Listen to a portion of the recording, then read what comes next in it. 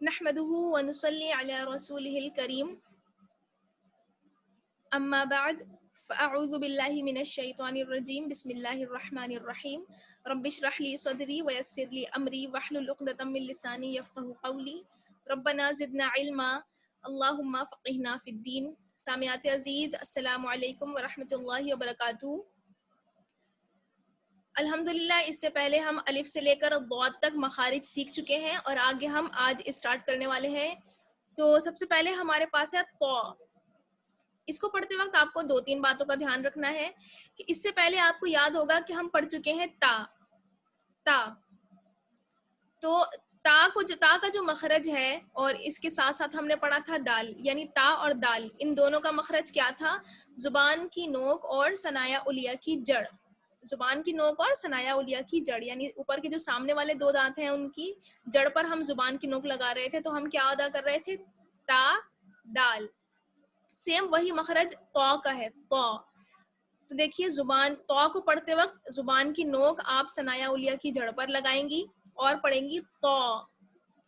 تا اور طا میں فرق یہ ہے کہ تا باریک پڑھی جاتی ہے اور طا کو ہم موٹا پڑھتے ہیں. ٹھیک ہے، یہ فرق آپ کو یاد رکھنا ہے. تا طا. ہونٹوں کو زیادہ گول مت کریے، توا نہیں پڑھنا ہے. واؤ کی آواز بالکل نہیں آنی چاہیے. توا نہیں پڑھیں گے بلکہ کیا پڑھیں گے؟ طا تا طا تا طا تا طا. جب اس طریقے سے آپ کمپیئر کرتی ہوئی پریکٹس کریں گی تو آپ کو آسانی سے سمجھ میں آ جائے گا. یہ تا طا طا. تو اب ہمارے پاس 3 پیئر بن چکے ہیں، تا دال اور طا. ان تینوں کا مخرج ایک ہے لیکن ساؤنڈ الگ الگ ہے. تا دال طا، تا دال طا. تینوں کا مخرج سیم ہے، ساؤنڈ الگ الگ ہے، لیکن ہم نے یہاں پر 3 کا ایک پیئر بنا دیا ہے. اس سے آپ آسانی سے یاد رکھ سکتی ہیں. تا دا طا، تا دا طا. چلیے آگے بڑھتے ہیں. طا کے بعد آتا ہے ظا. طا کے بعد آتا ہے ظا.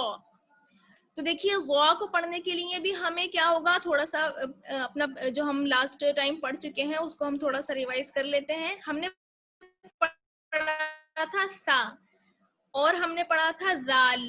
سا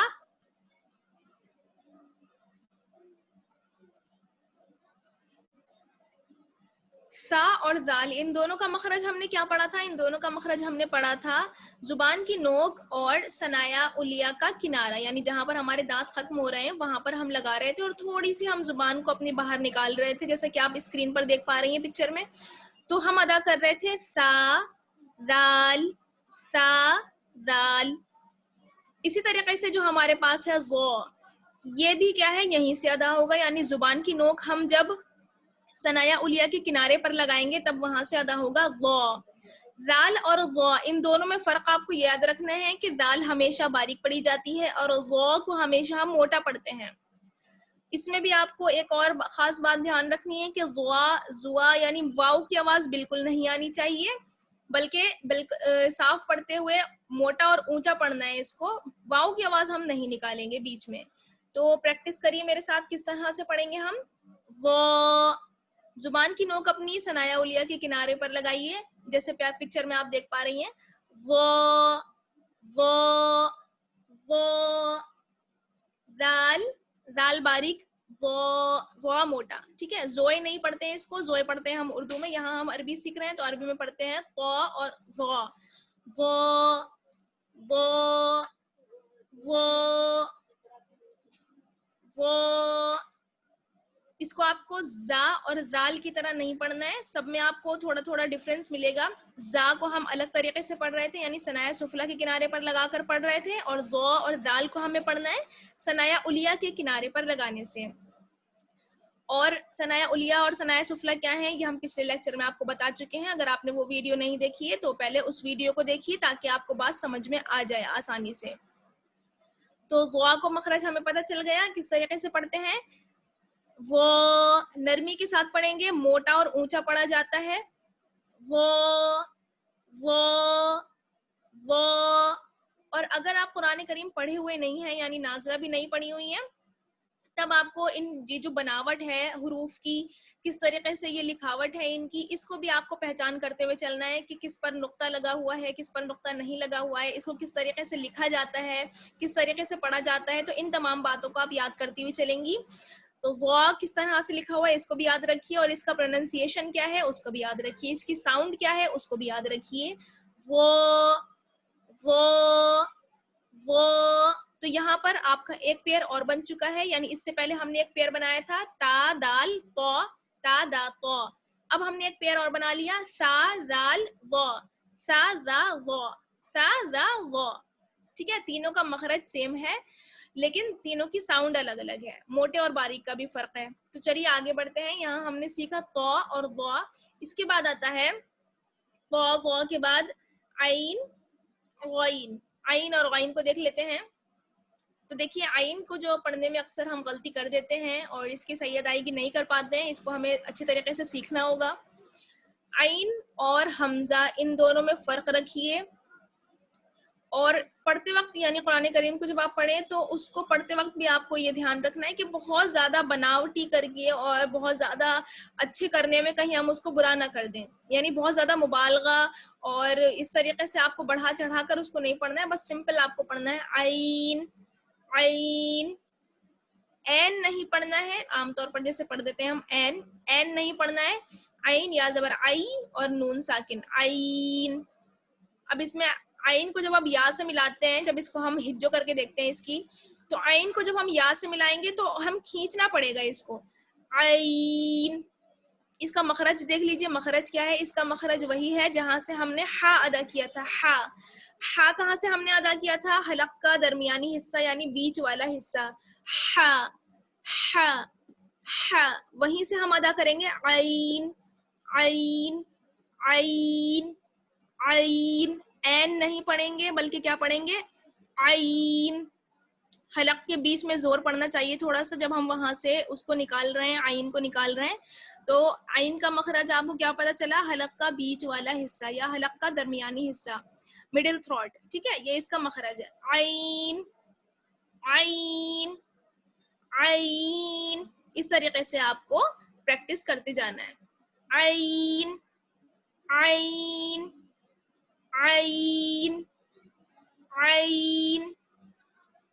عین کی آپ پریکٹس اس طرح سے بھی کر سکتی ہیں کہ آپ عربی کا کوئی ورڈ لے لیں اور اس کے ساتھ آپ پریکٹس کر لیں. ٹھیک ہے، اور یہاں جیسے آپ کوئی بھی عربک ورڈ لے سکتی ہیں، اور یہاں ایک ورڈ میں آپ کو سجیسٹ کر رہی ہوں کہ جیسے مطلب اس ورڈ کے ساتھ آپ پریکٹس کر سکتی ہیں عین کو. یہاں ایک عربی کا ورڈ ہے یعنی، یا عین زبر یا، نون یا زیرنی، یعنی. تو آپ چلتے پھرتے اس کو پڑھتی رہیے، اور آپ اس میں یہ چیز نوٹس کریے کہ عین جب آپ نکال رہی ہیں تو حلق کا جو بیچ والا حصہ ہے وہاں پر کچھ اثر ہو رہا ہے یا نہیں ہو رہا ہے؟ عین آپ نکال پا رہی ہیں یا نہیں نکال پا رہی ہیں؟ جیسے یعنی یعنی یعنی. یا اس کے علاوہ آپ عربی کا کوئی اور ورڈ لے لیجئے، جیسے یہاں پر 3-4 ورڈ لکھے ہوئے ہیں. اعبدو اعبدو، عابدون عابدون، عباد عباد، یسمع یسمع. اس میں بھی آپ اس بات کا دھیان رکھیے کہ کس طریقے سے عین لکھا جاتا ہے اور اس کی ساؤنڈ کیا ہے اور اس کا مخرج کیا ہے. تو اس کی آپ جتنی زیادہ پریکٹس کریں گی اتنی زیادہ انشاءاللہ آپ کے لیے آسانیاں ہوتی چلی جائیں گی. تو ہم نے اب تک کیا سیکھا؟ ہم نے اب تک 3 لیٹر سیکھے، وا عین عین عین. اس طریقے سے آپ پریکٹس کریے. عین کے بعد آتا ہے غین. غین کو ہم دیکھ لیتے ہیں.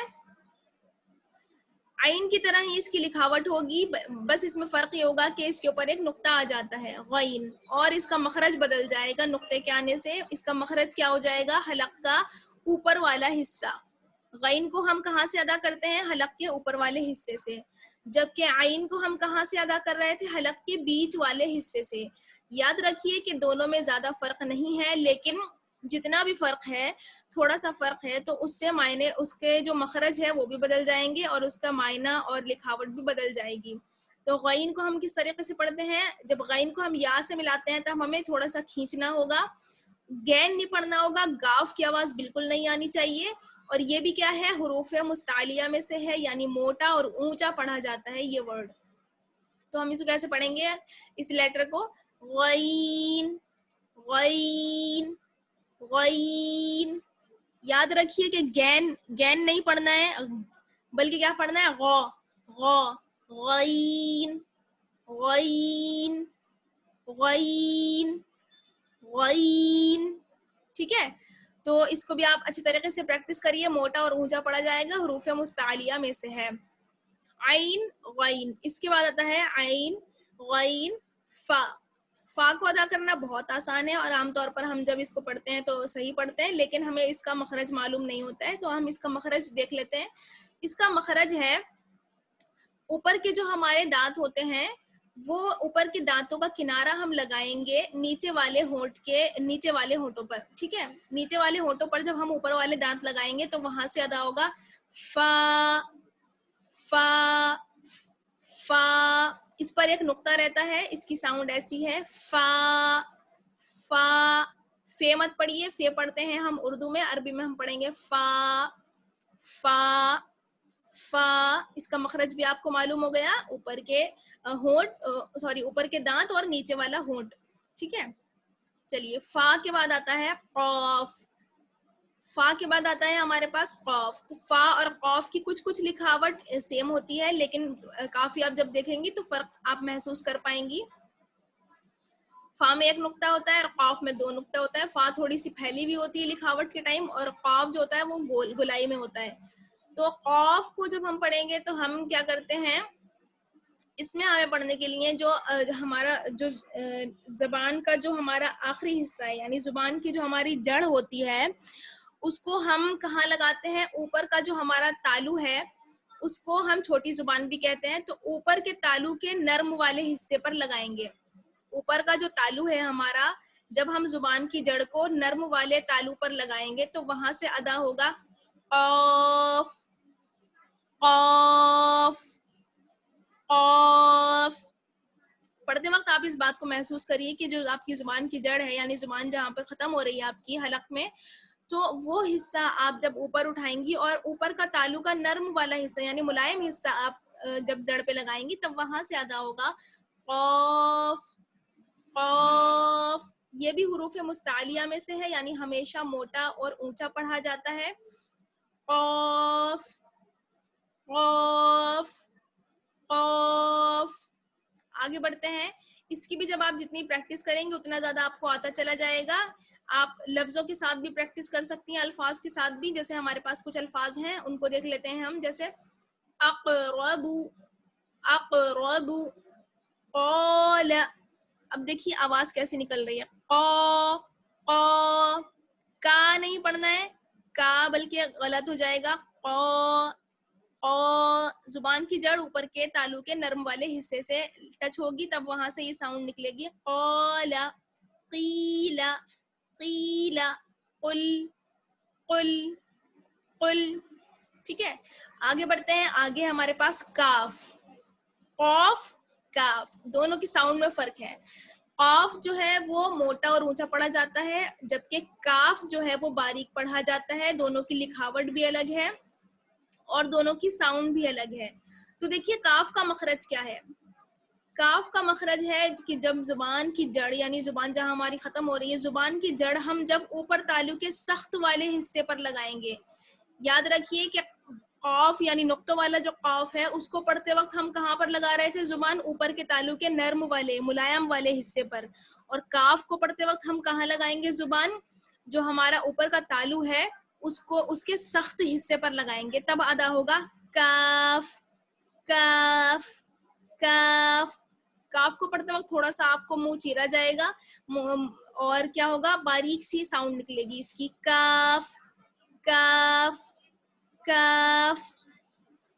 कॉफ और काफ, इन दोनों में आप फर्क कर पाएंगी जब आप इसको साथ साथ कंपेयर करती हुई प्रैक्टिस करेंगी इस तरीके से, कॉफ काफ कॉफ काफ। ठीक है, तो आप प्रैक्टिस करिएगा इसकी। आगे बढ़ते हैं, आगे हमारे पास लाम। तो लाम को देख लीजिए, लाम को हम किस तरीके से पढ़ते हैं। लाम को पढ़ना भी आसान है, اوپر کے دانتوں کے مسوڑوں کو زبان کا کنارہ لگائیے. یعنی جب ہمارے جو اوپر کے دانت ہیں ان کے مسوڑے جو ہیں، اور جب ہم ان کے مسوڑوں پر لگاتے ہیں اپنی زبان کا کنارہ، یعنی جو ہمارا تھوڑا سا زبان کو ہم چوڑا کر لیتے ہیں، لام لام، تو زبان کو تھوڑا سا جب چوڑا کریں گے اور اس کو ہم اوپر کے دانتوں کے مسوڑوں پر لگائیں گے تو وہاں سے ادا ہوگا لام لام لام. یہ حروف مستفیلہ یعنی ہمیشہ باریک پڑھے جانے والے حروف میں سے ہے. لام لام باریک پڑھا جائے گا. اس کی ساؤنڈ بھی آپ کو معلوم ہو گئی، اس کا مخرج بھی آپ کو معلوم ہو گیا. آسان ہے، اس کو زیادہ سیکھنا مشکل نہیں ہے. لام، بس آپ کو اس کا مخرج یاد رکھنا ہے، اوپر کے دانتوں کے مسوڑے اور زبان کا کنارہ. لام لام لام. لام کے بعد آتا ہے میم. میم بھی پڑھنا آسان ہے. جس طریقے سے ہم نے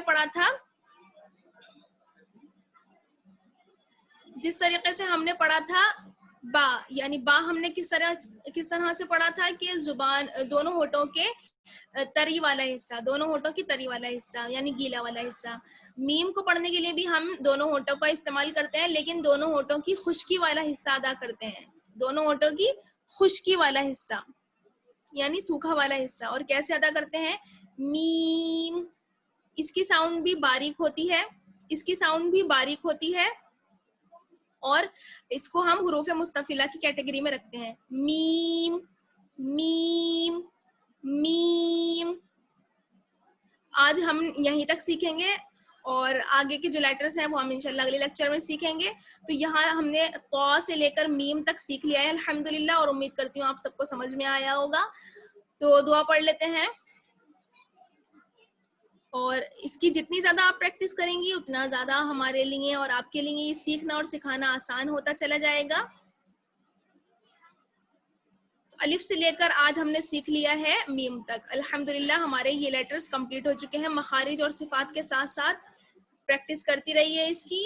دعا پڑھ لیجئے. سبحانک اللہم وبحمدک نشہد ان لا الہ الا انت نستغفرک ونتوب الیک. والسلام علیکم ورحمۃ اللہ وبرکاتہ.